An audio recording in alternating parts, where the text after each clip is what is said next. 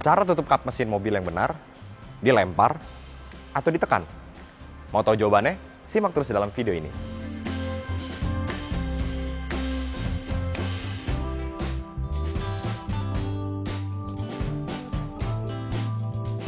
Ya, secara umum ada dua cara yang sering dilakukan pemilik mobil ketika menutup kap mesin. Yang pertama, yang paling umum dilakukan adalah dengan melempar ya. Jadi kalau dilempar atau dibanting pada saat tangkainya diturunkan, kemudian disisakan sekitar 1 atau 2 jengkal, nanti kan dia akan ngelepas si kap mesin supaya dia akan turun dengan sendiri, nutup dengan sendirinya. Dan juga banyak yang sering dilakukan yaitu dengan menekan kap mesin. Nah, kalau ditekan kan tangkai diturunkan, kap mesin ini diperlahan sampai setidaknya menempel si klipnya ini. Ketika ditempel, dia baru tekan, ceklek, sampai bunyi keceklek itu bunyi mekanisme klepnya ini berbunyi, klek. Nah, berarti kan tandanya udah terkunci. Nah, lantas sebenarnya mana sih yang paling benar? Kalau saya pribadi, saya lebih suka yaitu dengan cara melempar atau dibanting. Kenapa? Bisa dilihat dari kap mesin ini kan ada bantalan karet ya, memanjang ini. Bahkan juga untuk di beberapa mobil di bagian samping pun juga ada bantalan karet. Nah, bantalan karet inilah yang berfungsi untuk meredam tekanan dari si kap mesin ketika kita banting atau kita lempar.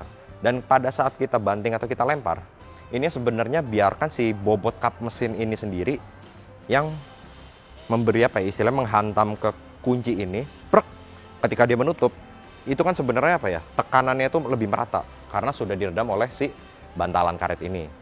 Jadi kalau bagi pemilik mobil yang takut kap mesinnya rusak karena sering dilempar atau dibanting, sebenarnya tidak tepat juga, karena itu tadi gaya gravitasi si kap mesin itu sendiri yang memberikan dorongan untuk kap mesin bisa mengunci di tuas penguncinya ini. Nah, terus kenapa kalau ditekan? Oke, jadi gini, kalau ditekan ini, nah bisa dilihat di bagian kiri atau kanan itu kan biasanya ada damper ya, ini karet seperti ini. Nah, dia ini yang akan menyangga si posisi bagian kiri dan ujung kanan si kap mesin.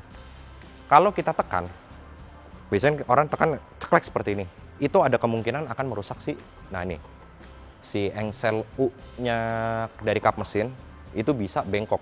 Kenapa bisa bengkok? Memang kita merasa pada saat ditekan ceklek itu kelihatan lurus, tapi kan kita kadang menekan dengan 2 tangan. Bisa saja tangan yang sebelah kiri atau sebelah kanan itu terlalu kuat.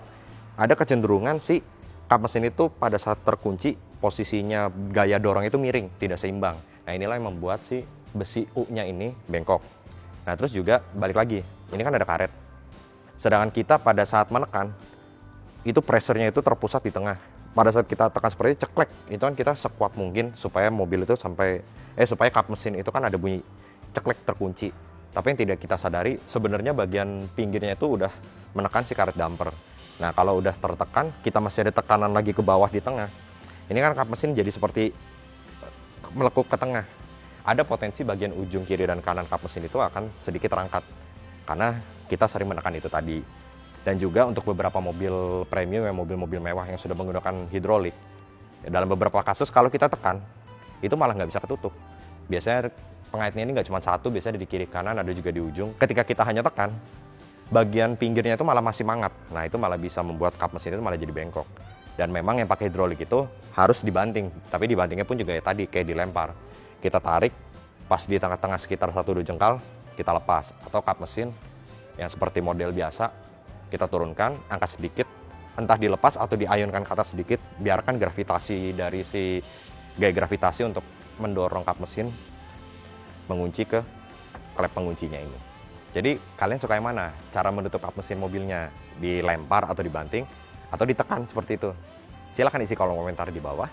Jangan lupa klik like dan subscribe di channel Grit Auto Tips. Terima kasih.